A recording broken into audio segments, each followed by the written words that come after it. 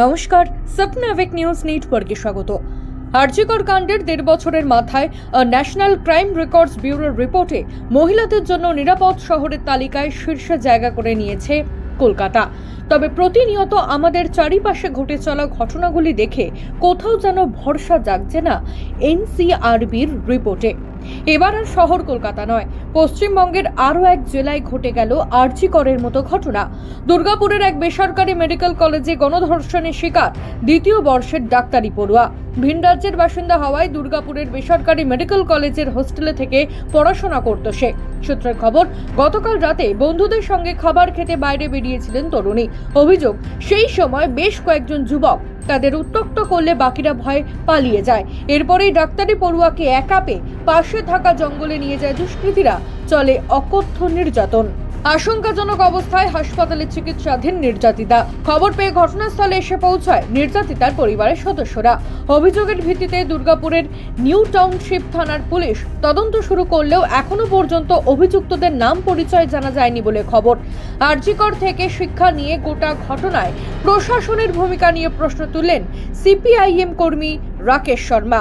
একটা ভরসা করে ভিন রাজ্যে মেয়েকে পাঠিয়েছে ডাক্তারি পড়ার জন্য,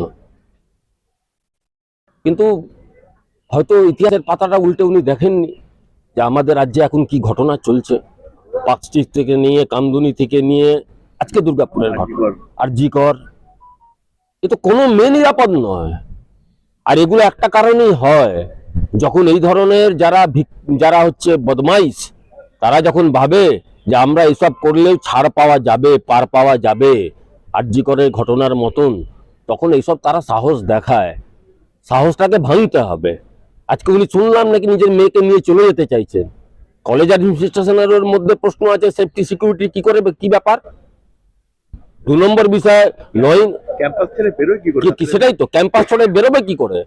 তাহলে এগুলো সব যে টাকা খাওয়ার একটা মৎসব তৈরি হয়েছে, এবং রাজ্য সরকারের কোনো নিয়ন্ত্রণ নেই, অ্যাডমিনিস্ট্রেশনের কোনো নিয়ন্ত্রণ নেই, পুলিশ বলে তো কিছু নেই, দলদাসে রূপান্তরিত হয়েছে।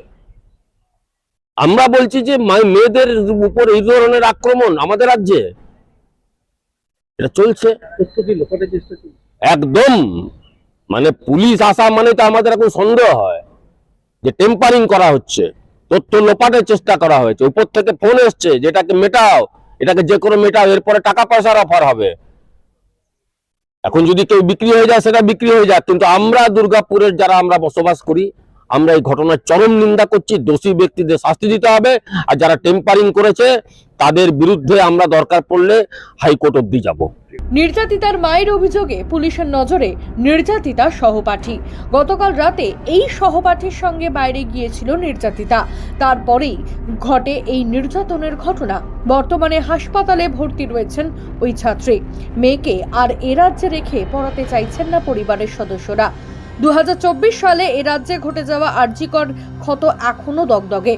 তার মাঝে ফের দুর্গাপুরে ভিন রাজ্যের এক ডাক্তারি পড়ুয়া নির্যাতনের ঘটনায় প্রশ্নের মুখে নিরাপত্তা।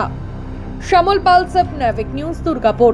সমস্ত খবরের আপডেট পেতে লাইক করে সাবস্ক্রাইব করুন স্বপ্নাভিক নিউজ। সেই সঙ্গে বেল বাটন প্রেস করতে ভুলবেন না। আপনাদের একটা সাবস্ক্রিপশন আমাদের জন্য অত্যন্ত মূল্যবান। একই সঙ্গে ফলো করুন আমাদের হোয়াটসঅ্যাপ চ্যানেলটিও। জয় হিন্দ।